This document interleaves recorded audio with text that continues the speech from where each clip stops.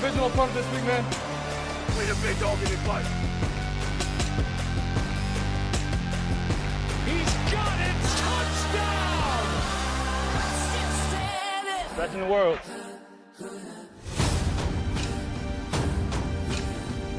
The NFL schedule is coming into focus, and one of our Monday Night Football matchups is set. The Super Bowl champion Philadelphia Eagles are headed to Lambeau to face the Packers in Week 10. Welcome to NFL Live on this Tuesday. I'm Dan Graziano, joined by Tim Hasselbeck. Tim, I'm told Peter Schrager and Adam Schefter are on their way, but if it's just you and me today, we will crush it nonetheless. It's schedule release week in the NFL, but before we get to the games, we have some big news coming out of Cincinnati. Trey Hendrickson showed up to the Bengals facility today, and he had a lot to say about his future with the team. Here's some of it. What I can say is I'm very disappointed with the communication that's been had. It's very... Former players have walked in these shoes, and what it foreshadows is not something that I'm excited about to tell my wife and family. They see how hard I work. There's no other organization knows me better than this one. They watch me an individual, they see how I carry myself as a human being, and they know me. You try not to let the business become personal. I think over the last week or so, it's become personal, unfortunately. You know, and when there's a lack of communication in any relationship, if it's business or a personal relationship, lack of communication leads to animosity, and that leaves my narrative only to me with no clear direction. So the lack of direction, the lack of communication is leading to things that are allowing me to think about what's going to happen more than how great they have treated me.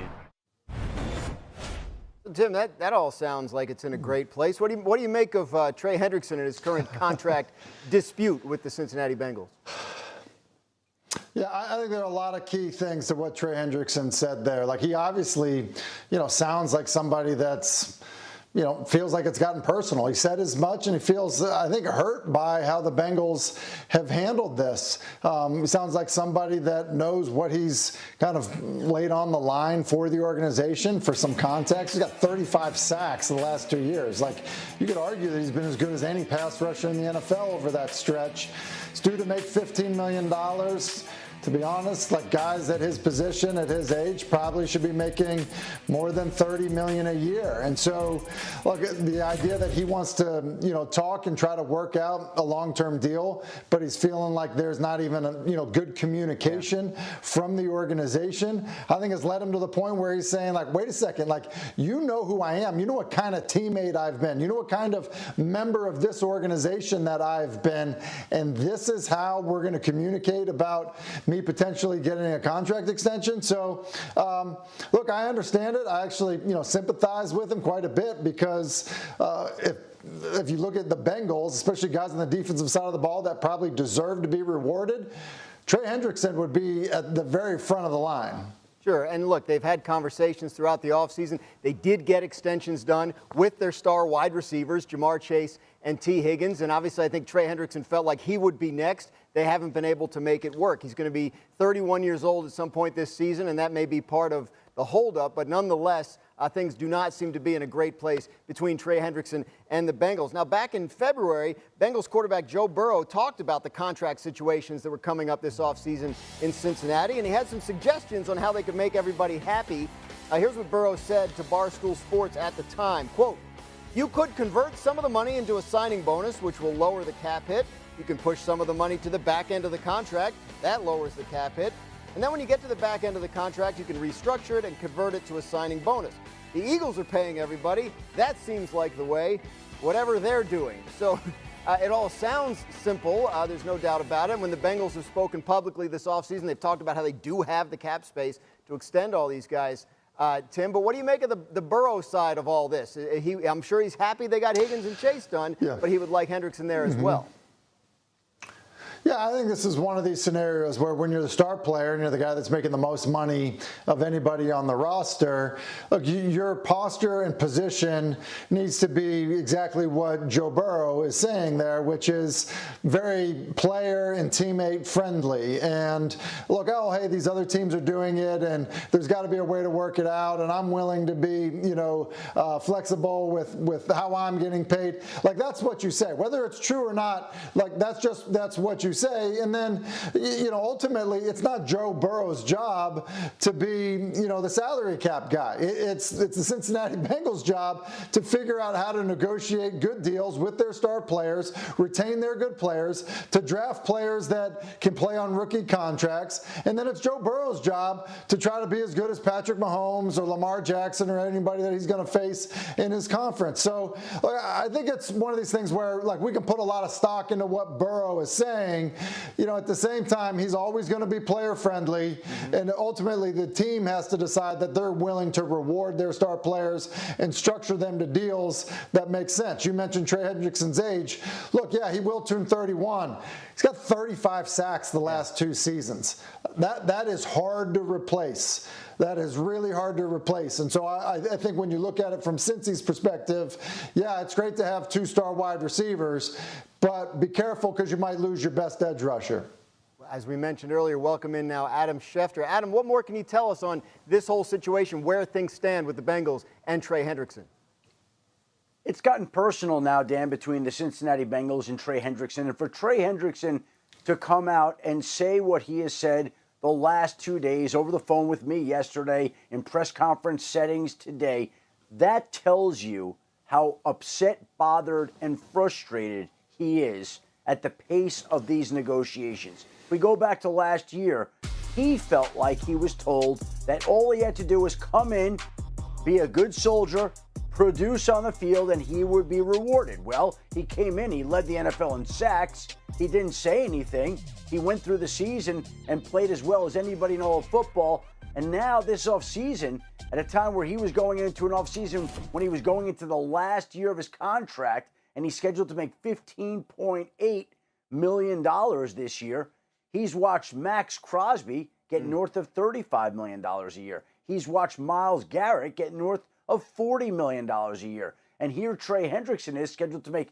$15.8 million with less time on his deal, closer to free agency, with a team that told him if he just did what he was supposed to last year, that he would be taken care of this year. And he's frustrated because the team has not only not returned his phone calls since the draft, or at least not communicated with him, but they obviously had comments to make at the owners' meetings about how he should be happy to play for what he's playing for. And then, of course, you have a situation where all these other players are being paid right now. And I just think he feels like it's time to speak up. He's been silent too long. He's let the team dictate how he was going to behave. He's not going to do it anymore. Now he says he's not going to play this season under this contract. Let's just spin it forward a little bit. Sure. Let's say we get into the summer of training camp. You could imagine he'll be holding himself out of practice or saying his back's bothering him and what it would be like going into the opening week of the season. This is a team that has started very slow in recent years. It's trying to reverse all that. They've signed their wide receivers. They haven't signed their defensive end. They need this not to be a distraction going into the season, both sides. No doubt about it. And obviously his leverage, Adam, as you know, is I'll hold out, I won't play. We've seen some players go into the regular season willing to miss real games in an effort to get what they want out of these contracts. You spoke to him on the phone. You said yesterday, like, that feels like a realistic possibility to you at this point?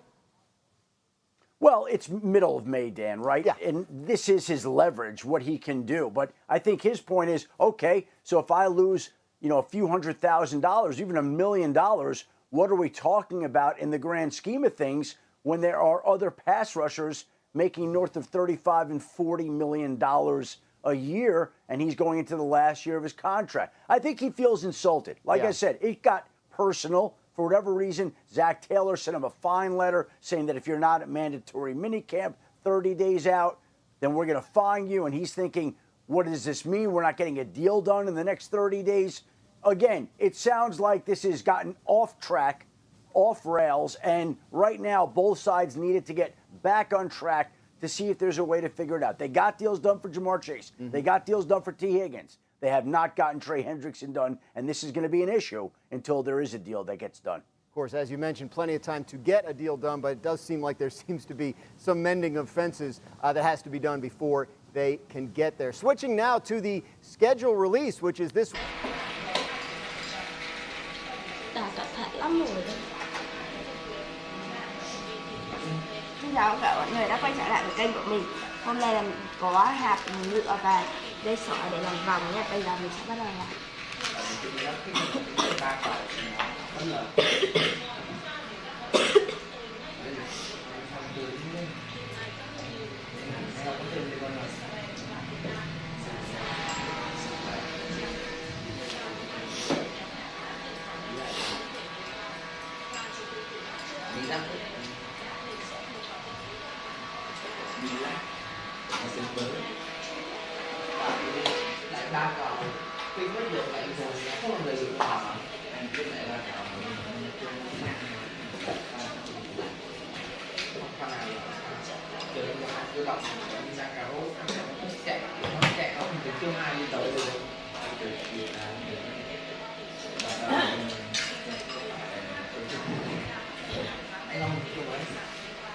Đi ra.